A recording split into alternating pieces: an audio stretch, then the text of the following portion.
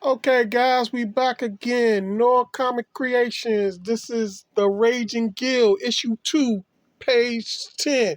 And this is going to be part 4 to an ongoing series trying to complete this page. Guys, we put in detail on this page, unlike the previous pages where we didn't put too much detail. This page, we're actually going to put more detail on. So today I decided we're gonna work on trying to complete this, and I think we're gonna end up having to do at least one more page to complete this page. I mean, one more video to complete this page. So yeah, so far I've finished Capper. I mean, at least the pencil wise. I'll be touching up some of the details once I do the inking. And we completed Slash and Dash. We did some detail for Dark Side, and yeah, so we working on. So we're working on trying to finish this. And I had to keep going back to my previous comic book to refresh my memory on what these characters, how they dress and stuff. So right now, that's what I'm doing. I'm checking out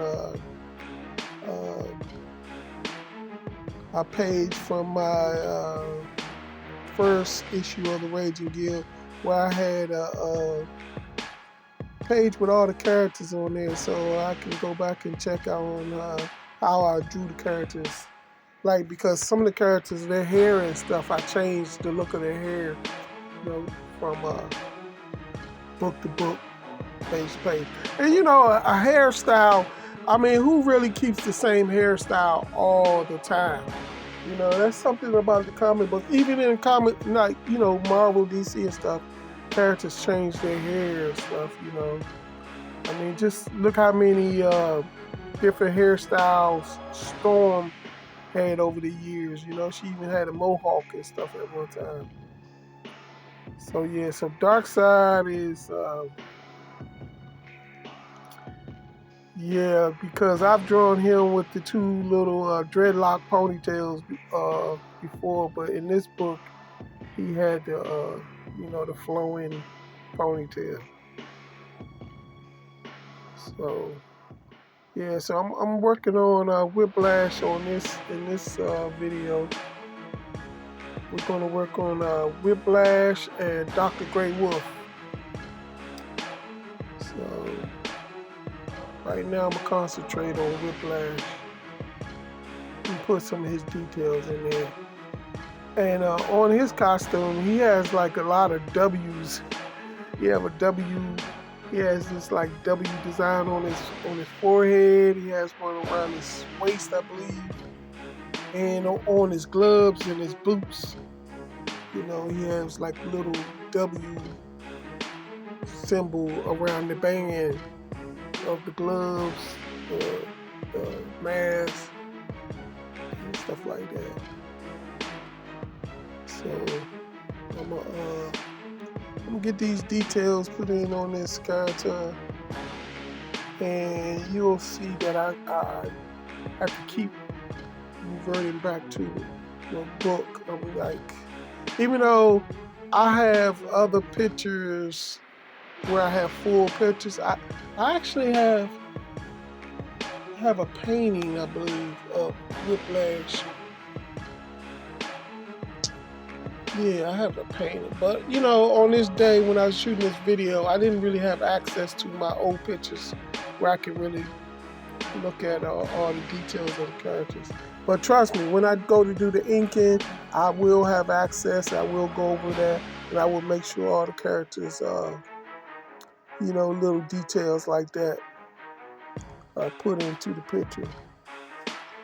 But yeah, so now I'm jumping back over here. It's really, I mean, other than the shield, it's really I mean, because of the picture, the way I drew Whiplash, it's really not too much detail I really had to put in on him. Mostly had to get his shield right. And yeah, so but now I'm gonna concentrate on Dr. Great Wolf. The thing is, see, I've drawn him his hair different too. Like, that's the major thing that I've changed a lot of over the years with these characters, is mostly like their hair. And I've drawn him with like his hair down, like in the back. But I think in this book, I'm going to draw him with like with a couple of ponytails in the back. Like, he might have 3 ponytails in the back too. Similar to Capper, but his is going to be like thicker dreadlocks going down the back of his head. But yeah, this is my book, the first issue of the Raging Gill, and it was done all black and white. I really like the because I use a lot of the like the tones and stuff like that to do that book. So it's got a lot of different gray tones and stuff like that. And I think I did a good job pulling that off in that book. And I think a lot of you guys who don't have the book, you really should check it out and get familiar with my comic book style of drawing and stuff, and my stories, and yeah. And the Agent Leatherneck, once I got more comfortable with the digital art programs, I actually I did that whole book in digital art. I didn't even do no pencils on traditional artwork on that book. That was all done digitally. But I used AWIUS paint to actually do that book, and I really like that program. AWIUS paint was a decent program to use, especially with the lettering. It's good. The lettering part of that program is not difficult to use. That's like now I use Procreate, and Procreate, the lettering is kind of difficult to use, like to master using the lettering. But I combine that with Comic Draw, and Comic Draw is excellent for lettering and in your comics and stuff like that. So with them two together, I think that'll make that whole process a lot easier for me than it was when I did the Agent Leatherneck comic book. Yeah, so I'm gonna try to go ahead and knock out these details in Whiplash. And yeah, I think y'all gonna be really enjoy. In this book, I got some major action fighting scenes coming up with these characters, man. And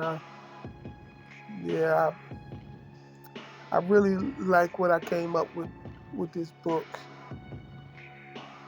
And this book is really helping to introduce the cavalry strike force team in the NoirComic universe. So this will be like a breakout book for them. I mean, the book is about the Raging Gill, but this is also, I'm introducing the NoirComic universe. So all my books have some kind of level of introduction to more of the Noir planet. So in Raging Gill, the second issue here, helps introduce the Cavalry Strike Force, Team Alpha.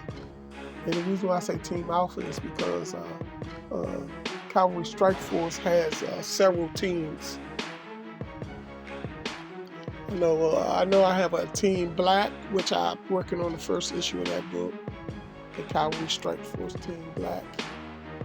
And I forgot the name of the other teams, but yeah, I have all this stuff written down. Just off the top of my head, my memory is not sharp as it used to be, so yep. So yeah, this is Whiplash. And in case you didn't realize, like, all these characters on the Cavalry Strike Force team are people of color. They would be black. I mean, they Noirians, so they actually, well, Noir is a word used to describe black. So yeah, they are black people. And they're from the 9 different territories of the Awakened Land. So the Noirians are broken up into, like, we could say 9 tribes of different people. And the reason why there's difference between them, because depending on what territory you're from, when it comes to being the Noirians, that kind of dictates what kind of powers you might have, or what kind of abilities that might be linked to you based off of, the part of territory you're from and stuff like that. Yeah, so one thing I can say, man, when you're doing a comic book universe or world or whatever you want to call it, man, it could get very complicated. But I try to base it down. I mean, I try to break it down off of some, some worldly stuff that we deal with here on the planet Earth. But yeah, I have my own, ideas and concepts. A lot of the Noirian story, it has like an Egyptian type, you want to say twang to it or whatever, like, because the Noirians, the planet Noir, is probably not really even the true name of this planet, but that's what the name was given to this planet by the Noirians. And they are the true Noirians. The original Noirians are like a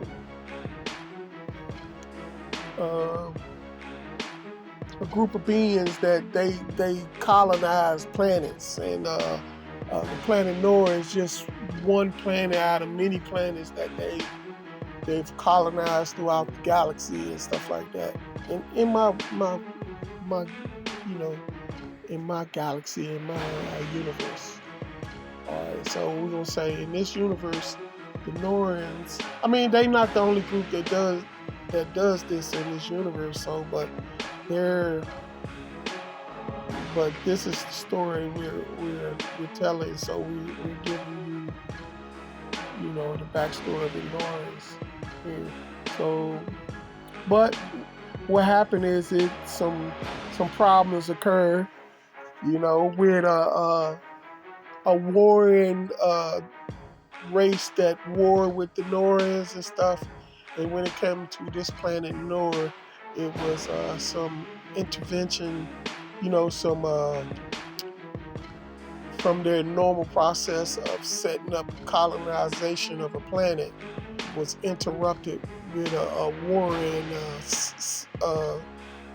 group that the Noirians usually war with. They interrupted the normal colonization process of this planet. And so that's why you have the planet the way it is now, where you have basically, you have the Noirians, and then you have the original people that was probably on the planet before the Noirians even got there, and then you have the invading force that came to conquer the Noirians, and that interrupted the normal colonization process of this planet. They're on this planet too, and what happened is they lost communication with their backing forces, and they was left up to progress as they may. So this is the way the planet is now, is based off of their natural progression of them being left alone to their own resources, without the resources of the groups that initially put them in this predicament, put them on this planet. But yeah, so far on my NoirComics, I have two books that I completed. I actually have a third one, Superior. Now, Superior, he's a royal Noirian. He's one of the original ones. He's the catalyst of this whole planet. Like,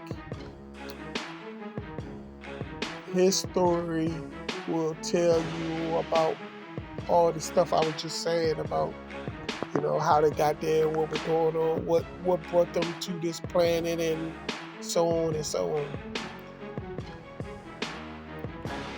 Yeah, so I really should be finishing that book, but yeah, I'm jumping back and forth. Yeah, to keep my keep me from getting bored with drawing the same thing over and over. You know, you gotta keep yourself from being bored with what you're doing. Not that my story and stuff is boring, but when you doing a story and drawing pages, you go over that stuff hundreds of times over and over and over. So, we're changing the details of the story and so to keep your juices flowing and keep your mind fresh, I tend to work on different books, going back and forth, working on different books and stuff to keep myself from getting mental blocks from going over the same thing over and over and over. Like I said, working through the story, working through the dialogue and all that stuff. It would be nice if I could just concentrate on drawing and stuff like that, but right now, I do it all. I'm the whole studio for NoirComics. And I mean, it's hard, but I love doing it. It's my, it's my works. Yeah, so I'm working on Dr. Grey Wolf. And Dr. Grey Wolf, like most of my characters, I'm a big fan of, I've always been a big fan of X-Men, and I loved Image Comics. So, I was a big fan of Image Comics and stuff like that. Because when Image Comics came out, it was like comic books from the artist's point of view. Yeah, and so Dr. Grey Wolf is like my kind of, he's a blend of the Beast, maybe he got a little hawk in him, and he got like intelligent, like McCoy from X-Men Beast, and he's got a little Wolverine in him. He's got a little bit of Hawk. He's got a little blend of a lot of characters that I liked over the years with some of the comic books I was in. But with his own, with my own spin, He's like very intelligent, but he also deals with trying to control his beastly, the wolf inside of him, because he's he has wolf tendencies. He's like a big old wolf. And the thing is, where, you know, like the thing with the hawk, you know, the angry he gets stronger and faster, and but he's very intelligent. He's like a scientist of the group. But you know, he's constantly battling, you know, with his aggression. You know, like David Banner with the Hawk. You know, but he has control over it. The thing is, he doesn't switch back and forth from, you know, in appearance. You know, but his personality can switch. You know, if he gets in a battle and he really give into his aggression, all that intelligence he have, you know, might slip to the background, and he goes more animalistic like and stuff. So yeah, and he can, you know, he grows. You know, he doesn't grow like the Incredible Hulk, like big as the Hulk do and stuff like that. But he will get stronger and stuff. The angrier he gets. Yeah, so yeah, he has some of that anime stuff. But this character, let me see. Yeah, so I'm gonna draw him with the three like dreadlocks, but you can't really see it in this. And the reason why I can do this, because this is the way I draw this character now.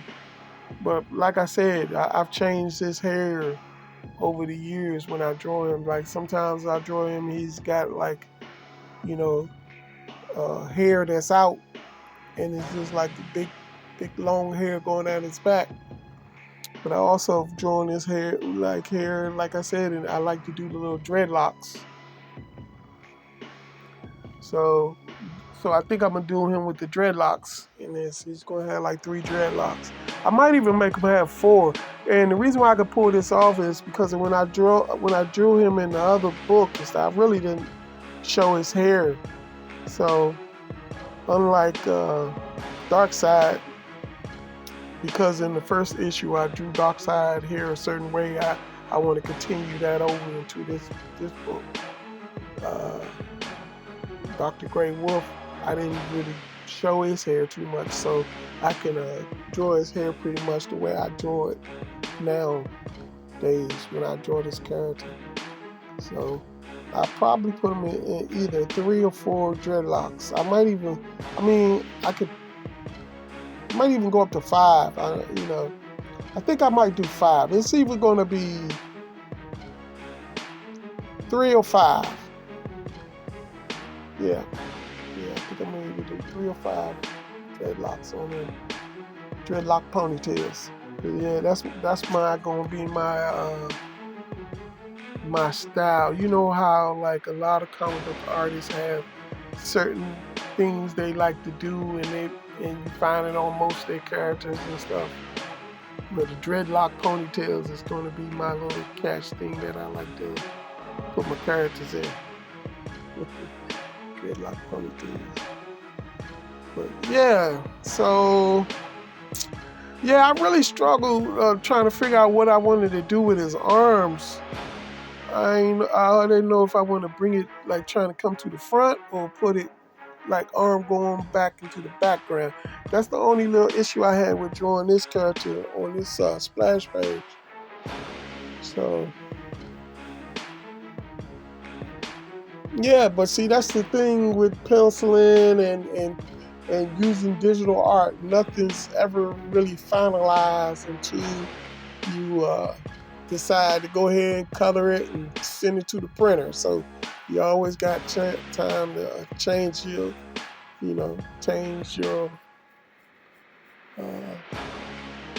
drawing and stuff with that digital art. If I was inking this traditionally, once I start inking it on something, I'm like, hey, it's gonna have to be what it is once I start inking. But yeah, I was kind of hard. I was like one of those artists, like late to come to digital art because I was like, nah, man, you know what? I'm doing my stuff like I've been doing since I was a little kid and stuff. And then once I started using the digital art programs, and I really got a chance to explore all the things you get to do with it and stuff, man, I kind of fell in love. That's why that second book, I did it all digitally art-wise. You know, I used AWIUS paint to do that whole book. I mean, I did the sketch, you know, on sketch pages and stuff, all in the program, and I inked it, and I colored it, lettered it, all that stuff, you know, in that program. But the newer books that I'm doing, let me see. You know, I'm doing rough sketches, and I have so much paper, 11 by 17 paper for doing comic book pages and stuff that my kids had bought me. They like overdid it with the paper, so I decided I made me like sketchbooks so I could do a lot of thumbnails and stuff. So usually I thumbnail my book out, you know, while working on the story and stuff, and then when I get all that worked out, I'm going to go back and do a traditional pencil, and it could be rough to pretty good detail to like a rough sketch, and that's what I'm doing, so I can have some pencil work saved of the book once I completed the book. So then what I'm doing is I take that rough sketch, 11 by 17 sketching. After I work that out, then I scan into my computer to upload the files so I can upload it to Procreate. And once I do it with the Procreate, I upload, bring it in there. Actually, the process I'm doing is I upload it and then I shoot it over to my comic book draw, and then I add the dialogue. This is the process I done worked out. This is going to be my process for doing my books now. So I'm gonna use Comic Draw to do the panels and the lettering and work that out. You know, where I want to put the lettering, the balloons, all that stuff. You know, the action kabooms and stuff. All that, and I'm gonna do that before I even ink the pages. So once I do that, work that out, then I'm gonna take it from Corel Draw and import it into my Procreate. And then Procreate, that's where we're gonna ink it and do all the coloring and all that stuff.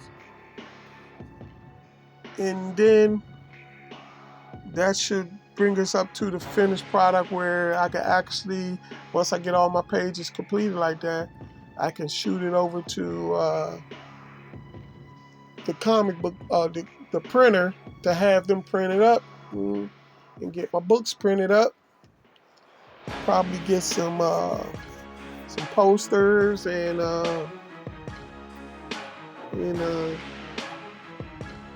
get some posters. I might get some new business cards or whatever printed up also. And then I can add that third book. I think once I get this, once I get Superior book completed, the next couple of books, the process of me completing those books are going to go a lot smoother, because I'm starting to refine my process of how I'm going to do my book. And I'm going to share that whole process, because I'm still fine-tuning it. And this is, I think once I get this next book done, I will have the process fine-tuned to my liking. And so me completing, like with this book, I'm going to work out all the pencils. Like y'all, I'm going to take y'all with me while I finish doing all these pencils and stuff. And I'm going to upload them. And once I finish all the pencils, and then we'll go back and I'll show you the process of me lettering and inking. But I don't think I'm gonna go into as much detail as me like completing that whole process, because I wanna sell these comic books, so I don't, you know, pretty much, you know, I don't want to do the whole comic book on YouTube and then be stuck with books and nobody want to actually buy the, you know, physical books, you know, the actual books. So yeah, that's how we're gonna work that out. So I really would appreciate if you guys, you know, stick with me and ride this out, and we all gonna learn something in the process. Hopefully, you guys will learn to be able to do your own books, and yeah. So if you are enjoying this process with me, you know, I would appreciate if y'all would take the time to subscribe to the channel, and you know, every video is still a learning phase for me right now, and we're gonna grow and get better and better as we do this. And if you love doing comic books and stuff, follow along with me, and you know, watch as I accomplish my goals of completing my books, and in the process you can learn how to do your own books and stuff like that. And you know, it's never too late. Don't always put off saying, oh, I'm going to wait till I learn how to draw better and this and that. If you have ideas and you want to do a book, do it. You know, don't wait. You know, you can always go back and reflect and see your progress. Once you do that, you'll see where you learned and how you progressing, you know, while you're doing your books. But don't put it off, you know. That's what I did for so many years and stuff, you know, and I was like, you know what? I'm just going to do it. You know, just do it. Like they say, just do it. So come on, guys, you know, stick with me here. You know, I'm an old man though, so, you know, show me some grace. You know, I fumble my words a little bit sometimes and stuff like that. But we're going to do this together, and we're going to learn together, and we're going to accomplish our goals. The main goal is to get your books that you always dreamt of doing, you know, your own comic books. You know, we're going to do it together, and I'm going to show you how to do it.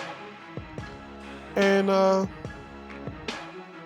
just need you to follow along and take notes, You know, maybe you'll learn a little something about how to better come up with your comic book concepts and stuff like that, and how to lay your books out better and stuff like that. That's going to be it for now for this video, guys. So come on back. Subscribe to the channel and follow along with the adventures of Planet Noir. Until next time, this is NoirComicCreations.